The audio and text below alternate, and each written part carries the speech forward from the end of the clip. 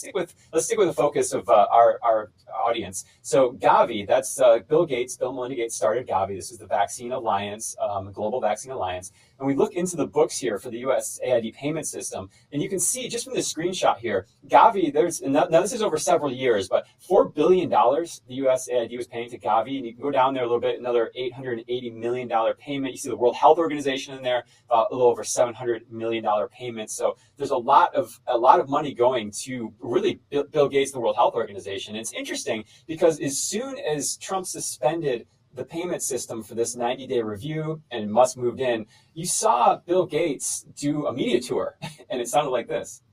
So I'm a little worried, particularly with this USAID stuff.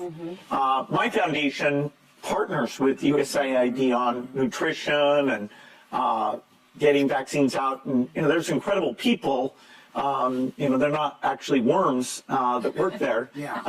So, hopefully we'll get some of that work back in shape. In fact, if we don't, you could have literally millions of deaths. I mean, we report on this guy all the time, Jeffrey. I think it's questionable whether he does good. There's international lawsuits now against his vaccine programs, accusations of things like sterilization programs going on. There's real questions on whether his polio vaccine program is causing polio. I spoke with Robert Redfield that has some concerns on that. So, but all things being equal, I think one of the conversations that came up is we all heard when Bill Gates went and met with President Trump at Mar-a-Lago, everyone's like, oh my God, they're buddying up. He's going to start working for Bill Gates again. And there was real concerns in our audience, in our movement.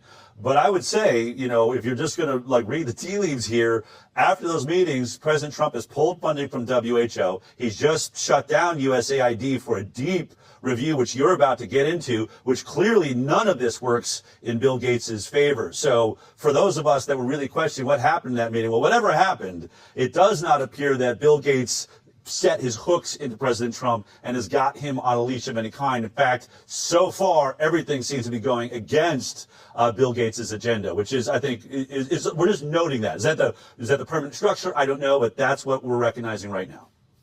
And Bill Gates is pretty clear character. He's kind of a one-trick pony. Anything that seems to subtly threaten him, you'll see him do a media tour and just go, millions will die, sorry. And then this headline was made on that same interview. Bill Gates says the odds of another pandemic in the next 4 years are 10 to 15%. We're not prepared. So he comes out, people are going to die, another pandemic, basically, do not cut my funding. And we saw that during COVID as well, when the vaccine hesitancy was coming. He was kind of playing the same game there. And there's Bill Gates, Mr. Sweater.